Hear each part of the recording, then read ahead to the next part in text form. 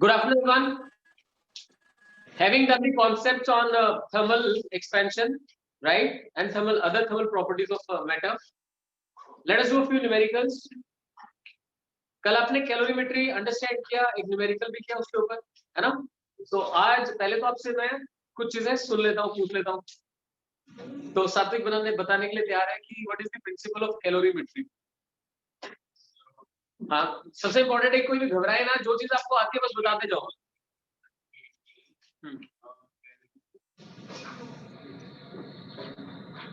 Radiation loss. Very good. Sit down. We consider that heat lost by some substance is equal to heat gained by the other substance when they are mixed together, and we are neglecting any kind of radiation loss. ठीक है, done है? चलो fine. अभी बताइए कि delta Q find करने के लिए आप क्या फॉर्मूला यूज करते हैं सेम स्टेट में जब चेंजेस होते हैं। सेम स्टेट के अंदर टेम्परेचर राइज जब होता है, डिक्रीज होता है, तो आप कौन सा फॉर्मूला यूज करते हैं हीट चेंज निकालने के लिए ना? चाहिए MC डेल्टा टी, मतलब सिंपल है, याद करते जाओ साथ साथ।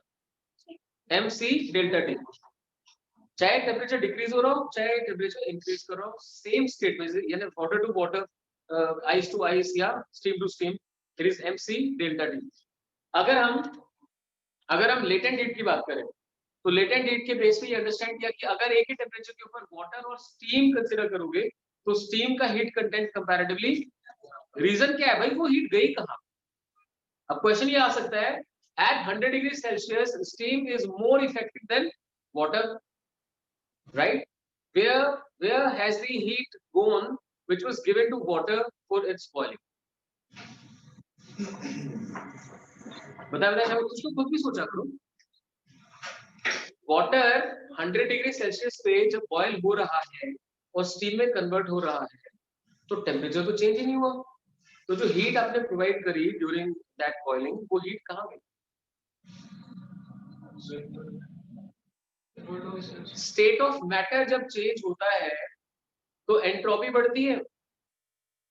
अब एंट्रोपी क्या होती है? केमिस्ट्री पढ़ा है एंट्रोपी? नहीं, छोड़ देते हैं, मैं फिर से क्षमा मांगता हूं आप लोगों से। Let's go back. देखिए, वाटर से जब स्टीम बनेगी तो मॉलिक्यूल्स की काइनेटिक एनर्जी बढ़ जाएगी। Got that? Though the temperature does not change, but the energy possessed by the molecules has increased. Energy possessed by molecules has increased, right? At same temperature, molecules of steam possess more energy than the molecules of water. That's right. चलो कोई latent heat define ही कर दो सिर्फ। What is latent heat? What is latent heat? Anyone? बोलो। latent heat कहाँ use होती है? Same state में चेंजेस या स्टेट चेंज के लिए? स्टेट चेंज के लिए। तो स्टेट चेंज के लिए amount of heat required per unit mass. सिर्फ फॉर्मूले पे ध्यान दो, delta Q is equal to ml। अगर सेम स्टेट में चेंजेस है तो delta Q is equal to mc delta T, और स्टेट चेंज करें तो m into l, बस इतनी सी बात। तो heat required per unit mass for its change in state at a constant temperature. Constant temperature पे जब state change होती है तो यूनिट मास की स्टेट चेंज करने के लिए जो हीट रिक्वायर्ड होती है that is called latent heat. अभी लेटेंट हीट दो तरह की होती है, कौन कौन सी? Fusion and vaporisation. कौन सी ज्यादा होती है? Vaporization, right? फ्यूजन वाली मेल्टिंग के लिए फिजिकली यूज होती है, और वेपराइजेशन वाली या तो बोल सकते हैं कि liquid state to gaseous state convert होना या फिर कंडेंस होना, उन दोनों पर्पस के लिए। ठीक है, वाटर की मैंने दो वैल्यू बता दिया, 80 कैलोरी पर ग्राम एंड 540 कैलोरी पर ग्राम। बहुत बढ़िया, शाबाश। तो बस अभी जो क्वेश्चंस करेंगे उन क्वेश्चंस में इसी टाइप के फॉर्मूलाज यूज होंगे। एक हाँ थर्मल वाले फॉर्मूलाज और बता दो। L is equal to L naught into 1 plus alpha delta T. L is equal to L naught into 1 plus alpha delta T, and area A is equal to A naught into 1 plus beta delta T। ठीक है ना? Alpha beta gamma, तो length के लिए alpha, area के लिए beta और volume के लिए गामा। तो V is equal to V naught into 1 plus gamma delta T, that is to be।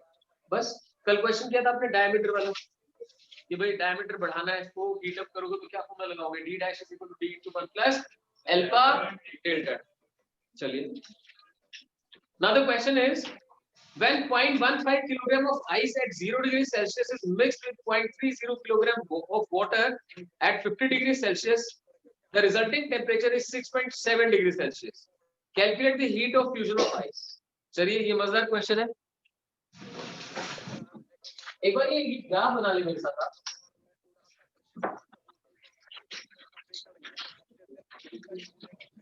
ये ना स्टेट चेंज को डिफाइन करने के लिए बना रहा हूं, ठीक है? फिर समझो, स्टेट चेंज को डिफाइन करने, जब स्टेट चेंज हो रही होती है उस समय टेम्परेचर कांस्टेंट रहता है, अदरवाइज टेम्परेचर रिक्वायर्ड इंक्रीज करता है।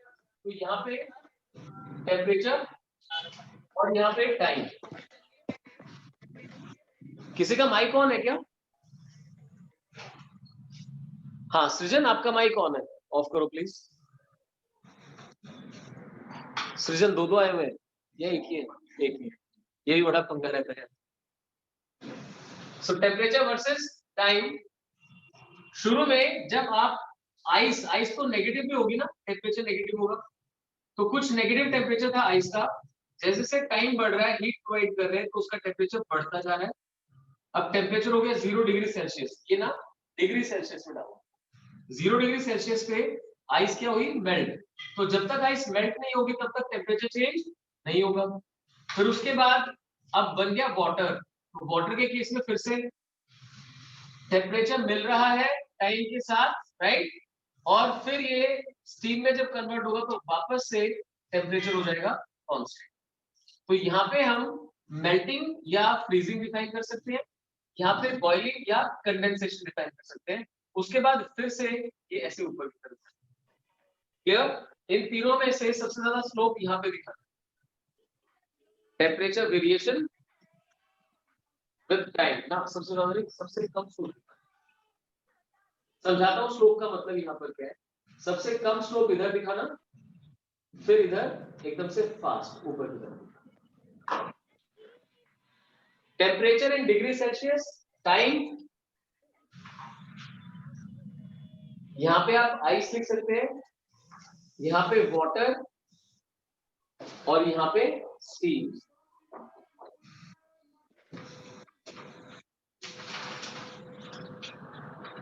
स्पेसिफिकली यहाँ पे आप मेंशन कर सकते हैं मेल्टिंग,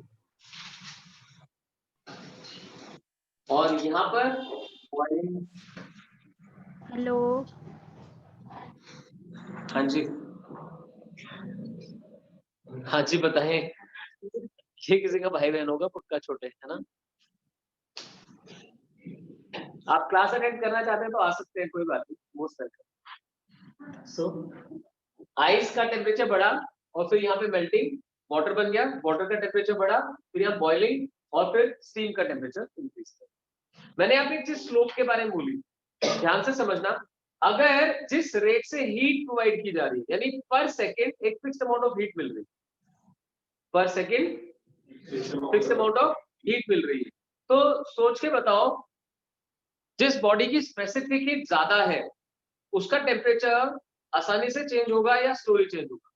स्लोली।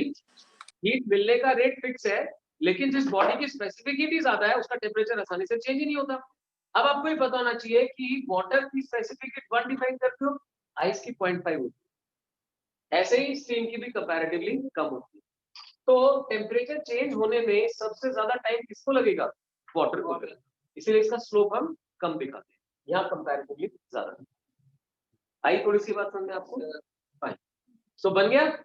इसको बनाने का बेनिफिट क्या है? अब जैसे ये वाला क्वेश्चन करेंगे ना तो आपको क्लियर रहेगा, पहले आइस का टेम्परेचर बढ़ाओ, फिर आइस को मेल्ट करो, फिर वाटर का टेम्परेचर बढ़ाओ, फिर वाटर की बॉइलिंग करवाओ, बॉइलिंग होने के बाद स्टीम के लिए ये सब कर जाओ। बट अभी इस क्वेश्चन में ना दो चीजें ही मिक्स कर रहे हैं, आइस और वाटर। अब एक लास्ट चीज यहाँ से, ये सेम स्टेट में चेंज हो रहे हैं ना, सेम स्टेट चेंज के लिए डेल्टा क्यू क्या लिखते हैं? Delta Q is equal to MC delta T, क्यों सक्षम है ना? MC delta T. और स्टेट चेंज के लिए, स्टेट चेंज के लिए बोले M इंटू एल। ये चाहिए मुझे, मैं दोबारा पूछूंगा तुमसे। Delta Q is equal to MC delta T for in the same state and M into L for state change. State change समझते हैं? तो यहां समझे, इस पार्ट के लिए mc डेल्टा टी यूज होगा, इसके लिए ml यूज होगा, फिर mc डेल्टा टी, फिर ml, फिर mc, बस कुछ हो जाएगा उसको। तो पढ़ते हैं, सॉरी कितनी बार वो मत रीड करो। एनसीईआरटी का 4th एग्जांपल कर रहा हूं, आप भी मेरे साथ साथ करेंगे, सबकी नोटबुक में डाटा साथ साथ लिखा जाएगा, करें शाबाश। ये कहता है वेल 0.15 किलोग्राम ऑफ आइस, यानी मास ऑफ आइस कितना है 0.15 किलोग्राम, लिखते जाओ, कोई भी खाली बैठा हुआ दिखाई नहीं देगा, लिखते जाओ ध्यान से आप भी। ये क्या चीज है, mass of ice, it is at 0 degree Celsius, यानी T1 कितना हो गया 0 degree Celsius, is mixed with 0.30 kilogram of water, ये था मास ऑफ आइस, तो मैं इसे ICE साथ लिख देता हूं, and mass of water that is given to be 0.30 kilogram, ये 0.15 था, ये 30 press, and the temperature of water is T2, that is 50 degree Celsius, इन्हें मिक्स करना है, और मिक्स करने पर जो रिजल्टिंग टेम्परेचर बना वो 6.7 डिग्री सेल्सियस बना। Calculate the heat of fusion of ice, heat of fusion किसे कहते हैं, LF आपको फाइंड आउट करना है, लेटेंट हीट ऑफ फ्यूजन, जबकि specific heat of water is given to be, जो आप जानते हैं पहले से 4186, जैसे मैं आपको बताता हूँ कि वाटर की स्पेसिफिक 4186 है, तो वो कौन सी यूनिट्स में है, एसआई में है ना, एसआई में क्या आएगा, जूल पर किलोग्राम पर केल्विन, तो वेरी गुड, जूल पर किलोग्राम पर केल्विन, दैट्स इट, ये डाटा गिवन है हम लोगों को, और यहां से पूछा आपको एल बताना है, तो प्रोसेस क्या होगी, आइस क्योंकि 0 पे ही है तो वाटर में कन्वर्ट हो जाएगी, फिर वो वाटर का टेम्परेचर 0 से 6.7 राइज करेगा, और साइमल्टेनियसली जो ऑलरेडी वाटर था जिसका टेम्परेचर 50 था, वो डिक्रीज होते होते कितना आएगा 6.7। सो फिर से सेम फंडा है, heat given out by water should be used for two purposes, melting of ice and then rise in temperature. क्या ये बात सबको समझ में आई, अच्छे से क्लियर हो गया आदित्य? ये आइस जो है और इधर वाटर है, दोनों के टेम्परेचर में बहुत डिफरेंस है 50 डिग्री का, ये 50 से डिग्रीज होकर 6.7 पे गया तो इसमें हीट गिव आउट है, और आइस 0 से कहां पहुंच गई 6.7, तो उसमें हीट इन लेगी। लिखिए जरा कॉन्सेप्ट, कॉन्सेप्ट लिखिए, heat released by water, heat released by water is used for melting of ice,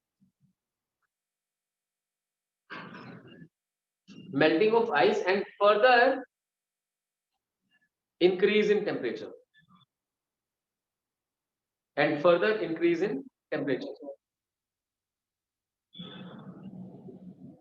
right? तो लिखते हैं बस, वाटर के लिए मास कितना है 0.30, mc delta T C4186, I want active participation, आप साथ साथ बोल सकते हैं, राइट?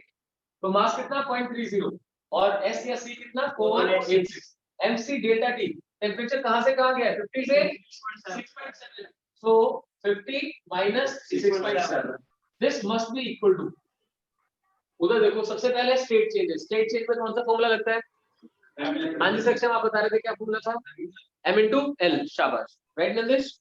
सो पहले m into l कितना मास है 0.15, l हमें सॉल्व करनी है, रिलेटेड हीट ऑफ फ्यूजन, इसके साथ साथ जो आइस वाटर में कन्वर्ट होगी तो क्या उसका मास भी चेंज हो जाएगा, अगर 1 kg आइस वाटर में कन्वर्ट होगी तो क्या मास चेंज होगा, नहीं, मास तो सेम ही रहेगा। सो अभी ये जब वाटर बन गया तो मास को वापस 0.15 ही होगा, and it is at 0 degree Celsius, 0 से उठा के कहां तक जाना है 6.7 तक, तो अगेन mc डेल्टा टी 4186, समझ आ रहा है वाटर बन चुका है, सो इनटू 6.7 माइनस, तो सॉल्व कर, आपके पास 1 मिनट का टाइम है, सॉल्व कर जल्दी,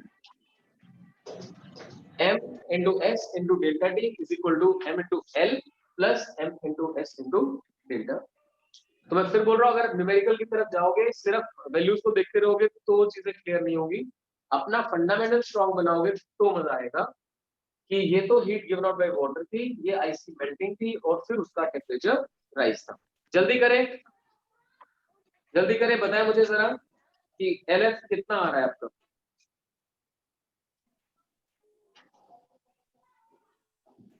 करें शाबाश।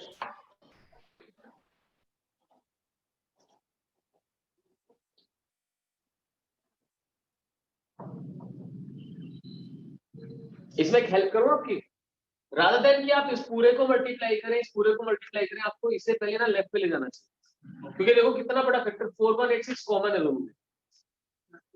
समझ नहीं कैसे होगा कॉमन है, यानी क्या होगा नेक्स्ट स्टेप में, अगर मैं इसे लेफ्ट पे ले जाता हूं बिना मल्टीप्लाई वगैरह किए, तो इधर जाने के बाद देखो 0.30 है, 0.15 है, दोनों में क्या कॉमन आ जाएगा 0.15, साथ साथ 4186 दोनों में 4186 इनटू, अब देखते हैं ये पॉजिटिव है तो 15 2 30 होता है, तो 2 का फैक्टर इनटू 50 माइनस 6.7 कितना होगा 43.3, एग्री, माइनस ये उधर जाके सब्ट्रैक्ट होगा, अभी तो कॉमन जा चुका 6.7 माइनस करो 6.7, अब मेरी बात समझ पाए, इनको सॉल्व करना आसान है और फिर इससे मल्टीप्लाई कर लेंगे, that should be equal to, अभी तो देखिए 0.15 इनटू LF, और मजे की बात 0.15 तो कैंसिल ही हो गया, तो इसीलिए जब कैलकुलेशंस करते हैं तो बस आंखें बंद करके फटाफट सॉल्व मत किया करें, देखिए क्या चीज कॉमन निकाल के सॉल्व हो सकती है, तो इजी बनाता हूँ क्वेश्चन को, बस सॉल्व करते बताए शाबाश।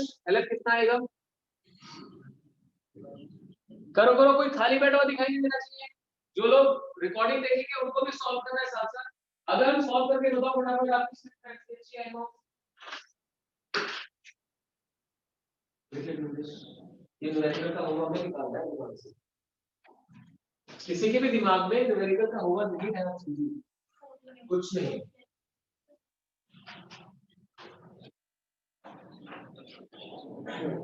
करो करो शाबाश।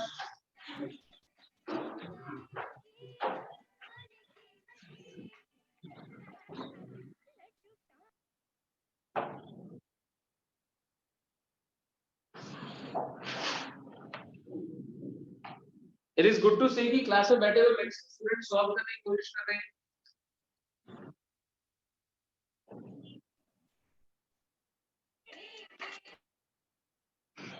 हाँ जी, आपने से कोई आंसर बताया?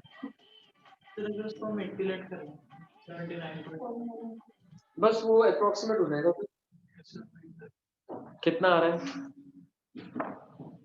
तो आपने पढ़ा तो तभी तो कह रहा हूँ, देखो NCERT क्वेश्चन है और एग्जाम में आने की पॉसिबिलिटी है, तो आपको बिल्कुल भी रिस्क नहीं लेना चाहिए, आपको सॉल्व करना चाहिए पूरा।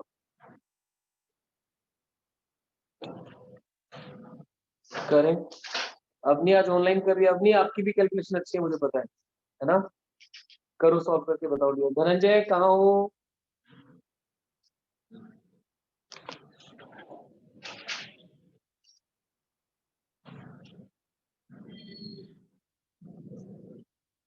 वेनी,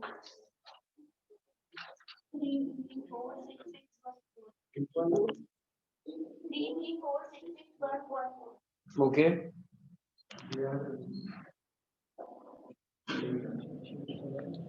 so the answer as per NCERT is 3.34 into 10 power 5, 3.34 into 10 power 5, तो ठीक है आपका आंसर बिल्कुल, got it, तो approximately 33446 so that's it, very good जिन्होंने भी ये सॉल्व किया। नेक्स्ट क्वेश्चन करते हैं which is almost the same kind, 3.34 into 10 power 5 SI units यानी जूल पर किलोग्राम, बस केल्विन नहीं आएगा इसमें, ये सेम टेम्परेचर पे होता है ना, तो जूल पर केल्विन इतना ही mention है।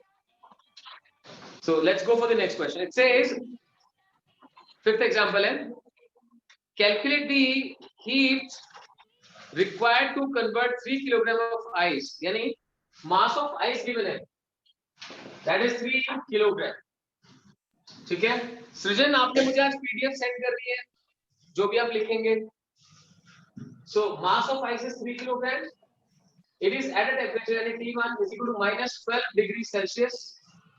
Kept in calorimeter to steam at 100. इसको ना उठा के सीधा steam में convert करेंगे। which is at 100 degree Celsius. साथ में गिवन चीजें क्या क्या है?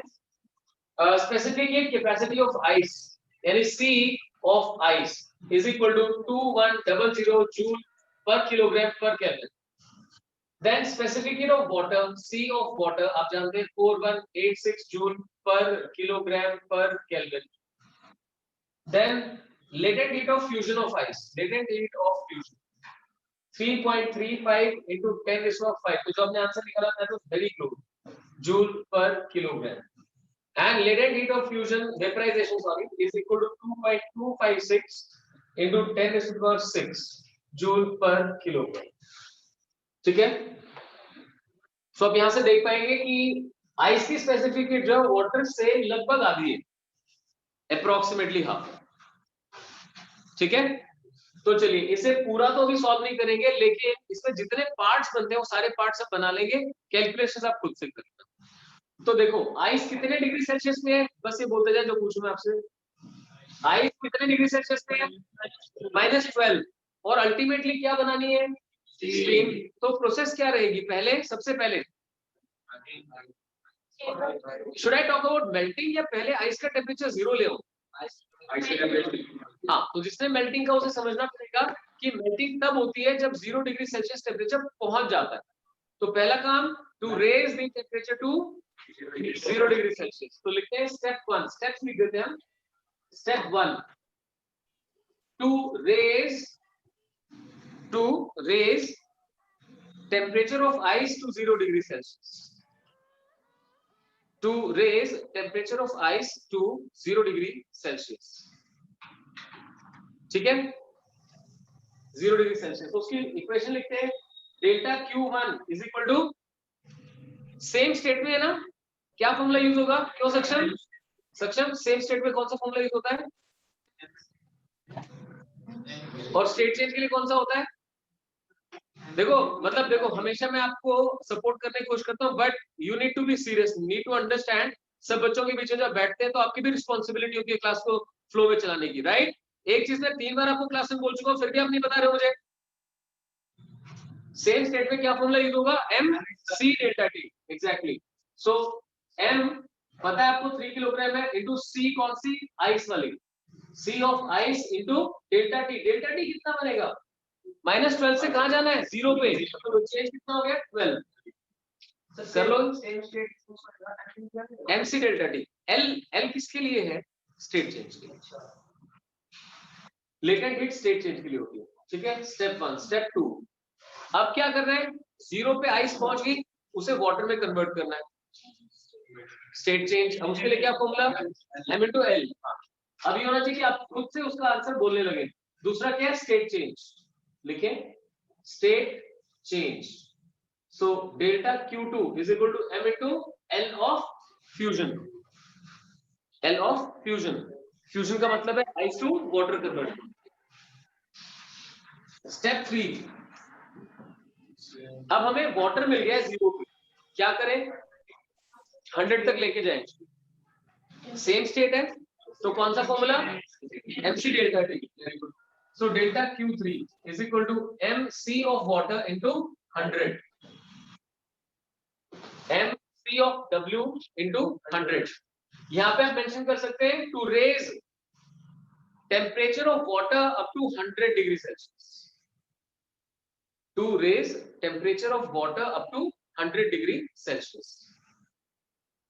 तो पहला क्या था? To raise the temperature of ice up to 0, then melting of ice, then raise the temperature of water up to 100 degree Celsius। अब water 100 पे पहुंच चुका है, क्या करना है? स्टेट चेंज, स्टीम बनानी है, स्टेट चेंज। तो स्टेट चेंज के लिए फॉर्मूला क्या है? M into L। लिखिए फिर से S4 state change.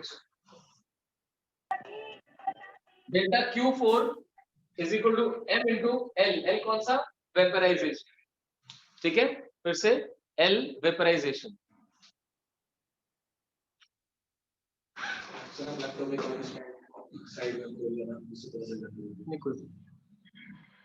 So delta Q4 हो गया M into LV।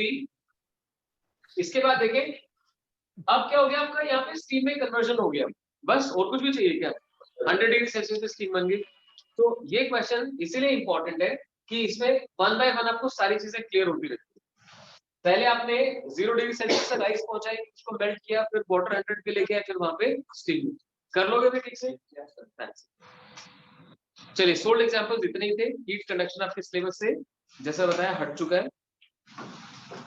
Now come to back exercise. Back exercise first question, it says triple point of neon and carbon dioxide are triple point of neon and carbon dioxide are 24.57 Kelvin and 216.55 Kelvin. ठीक है, किसके लिए? Neon and carbon dioxide.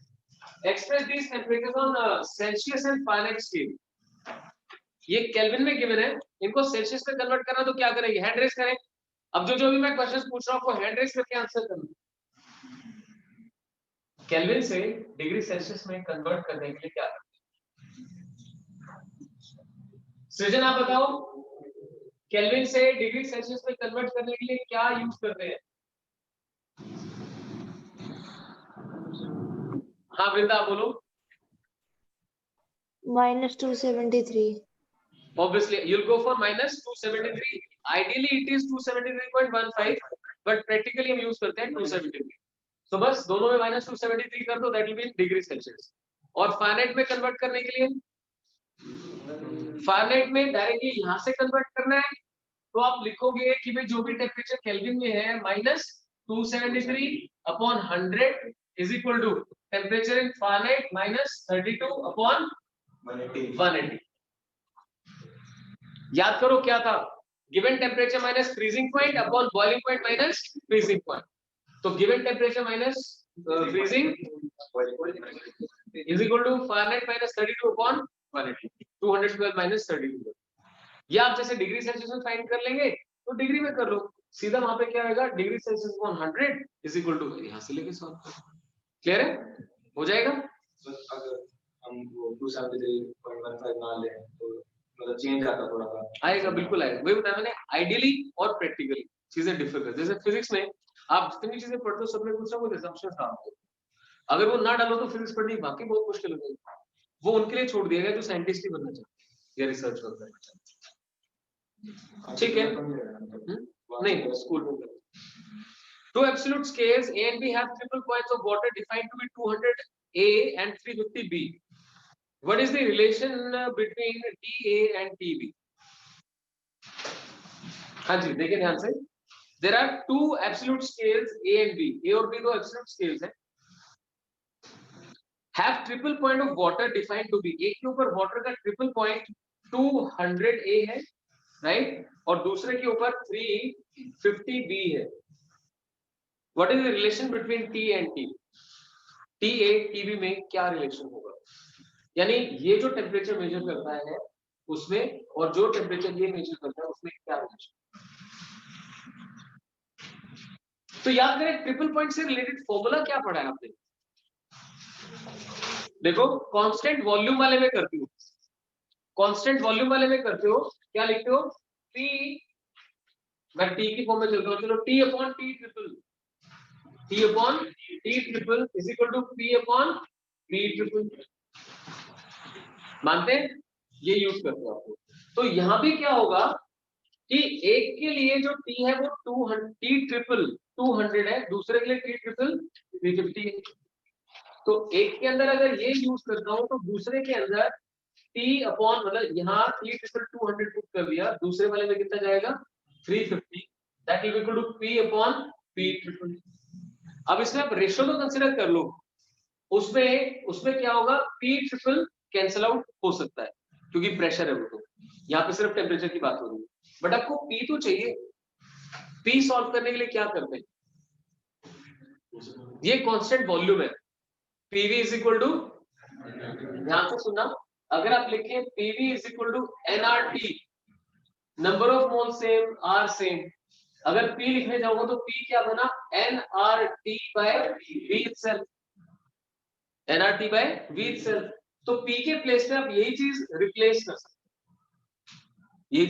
Replace कर सकते हैं, उससे क्या होगा? डिवीजन में आप क्वेश्चन को सॉल्व करें।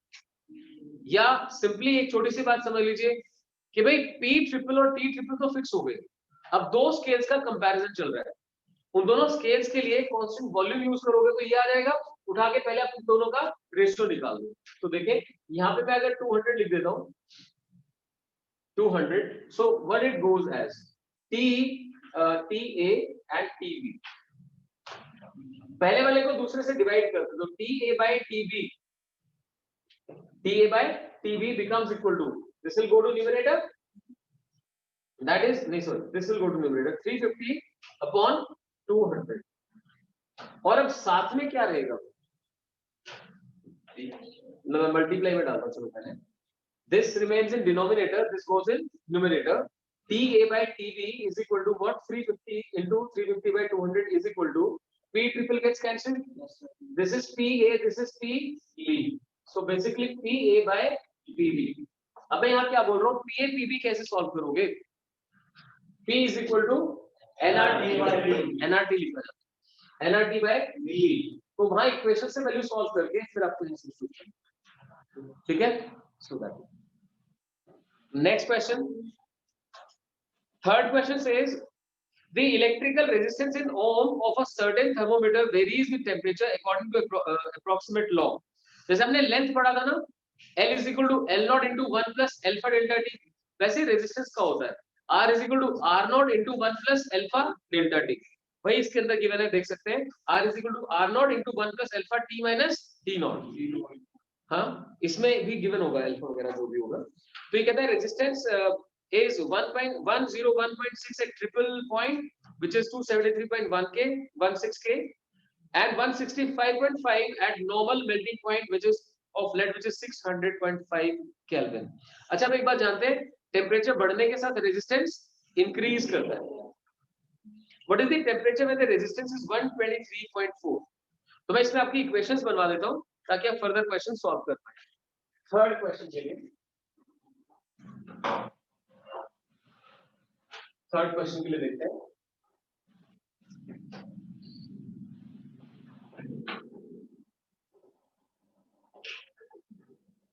देखिए equation to be used is R is equal to R naught 1 plus alpha into delta T। 273.16 kelvin के ऊपर रेजिस्टेंस है 101.6 ओम, और 600.5 केल्विन के ऊपर रेजिस्टेंस है 165.5। अब ये पूछ रहे हैं कि कितने टेम्परेचर के ऊपर ये बन जाएगा 123.4। सो जब क्वेश्चन करने जाते हैं तो सबसे पहले आपको आइडेंटिफाई करना होता है कि करना क्या है भाई। R is equal to R naught into 1 plus alpha into R represents resistance। तो अब देखो मैंने एक तरफ टेम्परेचर की वैल्यूज लिख दी और एक तरफ रेजिस्टेंस की, पुट करते जाओ, सॉल्व करते जाओ, ठीक है ना। इसे आप बेसिक मान लो, इसे बेसिक मान लो, तो इसके लिए क्या बनेगी इक्वेशन, देखो R कितना बना 165.5, that is equal to 101.6 into 1 plus alpha, alpha की वैल्यू क्वेश्चन में गिवन रहेगी, into delta T। Delta T क्या है, this minus this। फिर कोई पूछ सकता है कि सर ये तो केल्विन में है, तो कोई फर्क नहीं पड़ता, आप जब सब्ट्रैक्ट करते हैं तो दोनों वैल्यूज केल्विन में हो या दोनों वैल्यूज डिग्री सेल्सियस में हो, उनका डिफरेंस सेम आता है।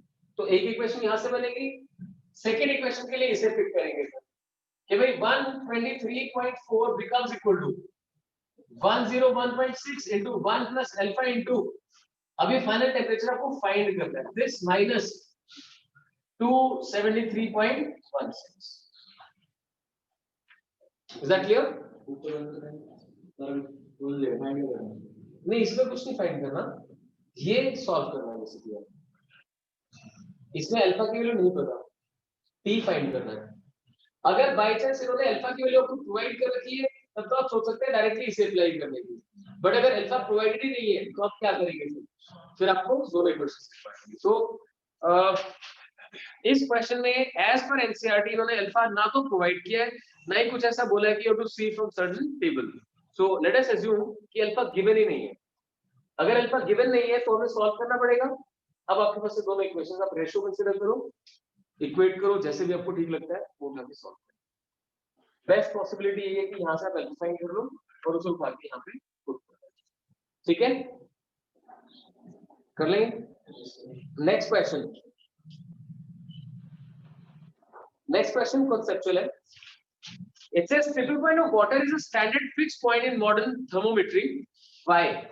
अब आप ये आंसर कर सकते हैं बिल्कुल।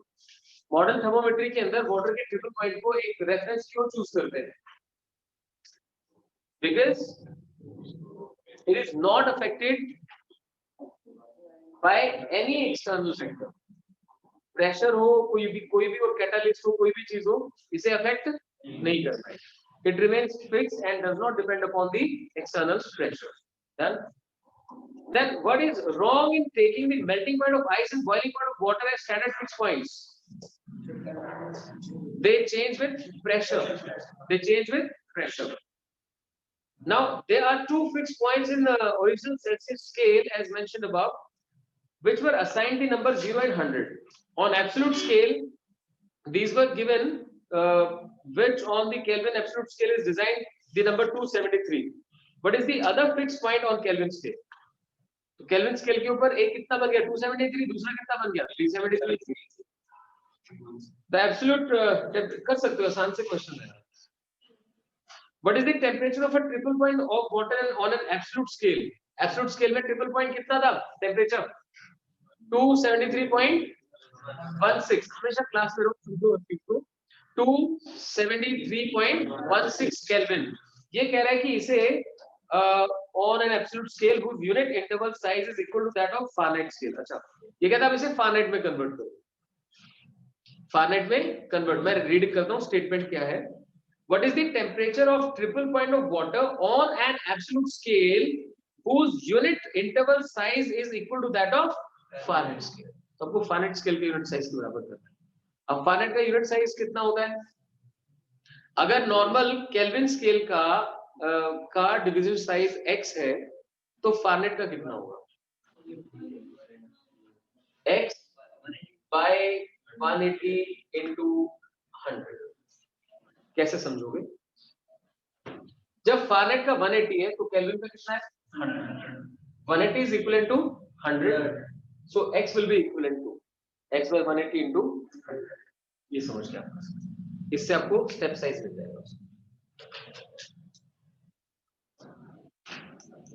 ठीक है, 11th आप छोड़ सकते हैं। Sorry, 5th question. Moving on to 6th question. यहां से आपके direct formula based question start हो जाते हैं।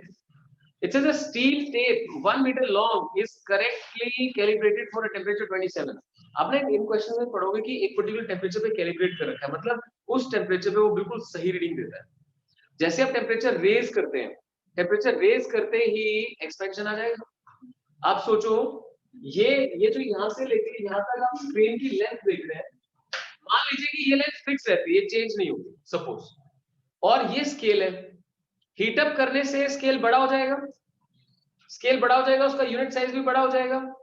आप इस सिचुएशन में इससे मेजरमेंट करें तो ज्यादा आएगी, और इसका टेम्परेचर बढ़ा के मेजरमेंट करोगे तो मेजरमेंट कम हो जाएगी क्योंकि इसका साइज बढ़ गया, ये उसमें कम बार रिपीट होगा।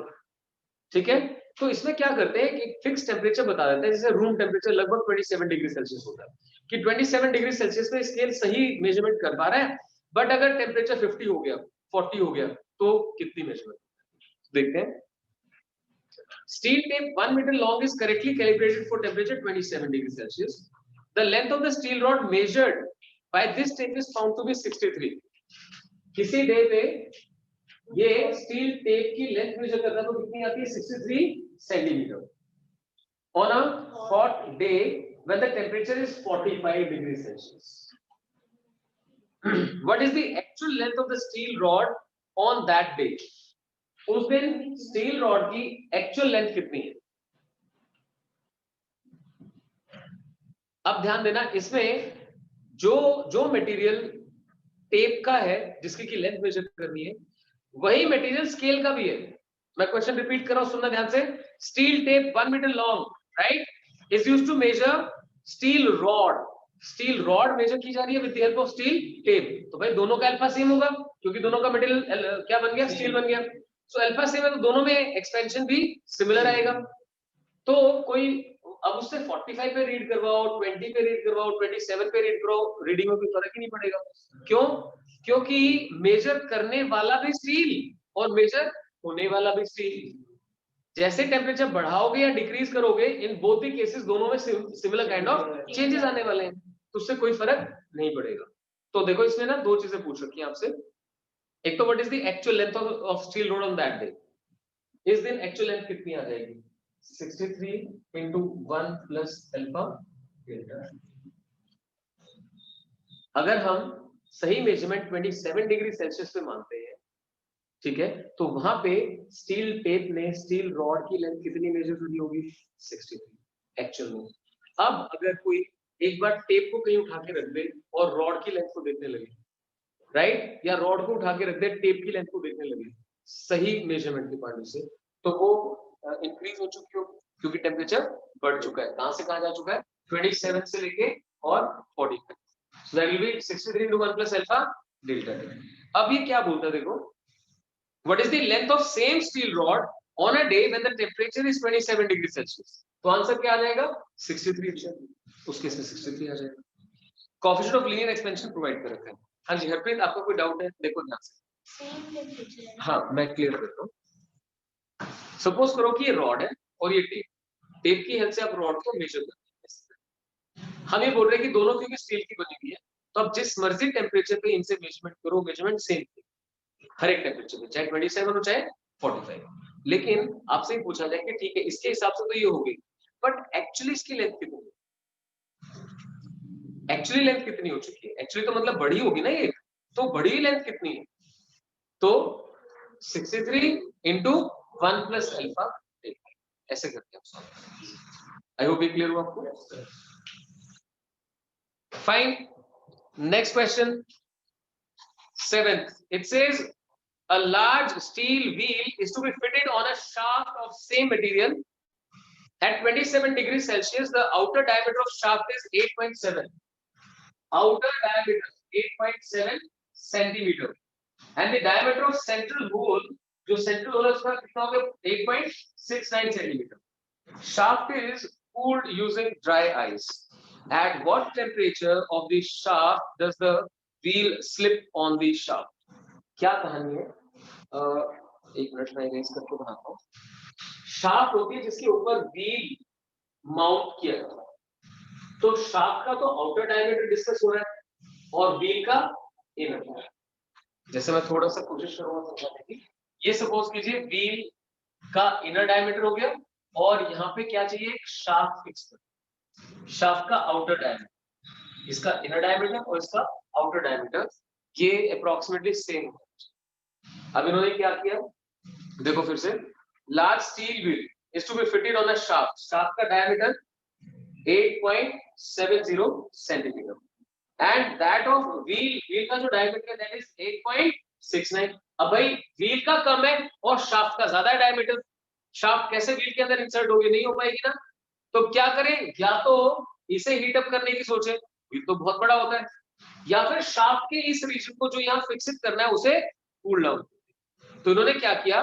शाफ्ट को आइस यूज करके cool down. So this is what they are talking.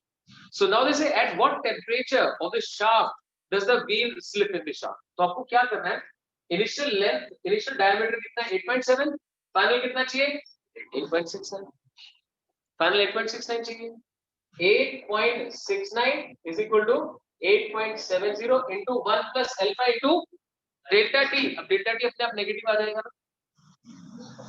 देखो ये कम है, ये ज्यादा है, अपने आप डेल्टा टी नेगेटिव आ जाएगा। बस जो इनिशियल टेम्परेचर वो 27 है, आप आराम से यहाँ से सॉल्व कर देना। T final minus T initial. So T final minus T initial. Suppose करो ये डेल्टा टी का आंसर -5 आ गया, तो it will be equal to -5। Clear हुआ? तो फिजिक्स कहाँ पे ये समझ में कि व्हील का इनर डायमीटर और शाफ्ट का आउटर डायमीटर मैच होने चाहिए, तभी वो उसके अंदर। तो उसके लिए क्या किया? शाफ्ट को cool down.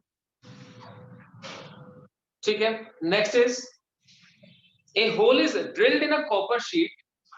The diameter of the hole is 4.24 centimetre at 27 degree Celsius. What is the change in the diameter of hole when the sheet is heated to 227 degree Celsius? 27 से कहां ले गए सत्यार्थ? कितना टेम्परेचर बोल रहा हूँ? 27 से कहां ले गए? 227। आप बैठते हैं तो मैं देख पा रहा हूँ कौन क्या कर रहा है। तबीयत खराब हो रही है, मास्क का है तुम्हारा। सो 27 से 227 कोएफिशिएंट ऑफ लीनियर एक्सपेंशन है हमारे पास, और बस इतना बताना है कि डायमीटर में चेंज कितना आ जाएगा। क्या फॉर्मूला यूज करोगे? लेंथ वाला फॉर्मूला। लेंथ क्या होती है?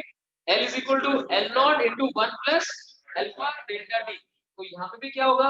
जो D dash है that will be equal to D into 1 plus alpha delta D। उठा के सॉल्व कर दो। ठीक है, डन है। चलिए फाइन। एक 12th क्वेश्चन और करवा रहा हूँ मैं इसमें आपको।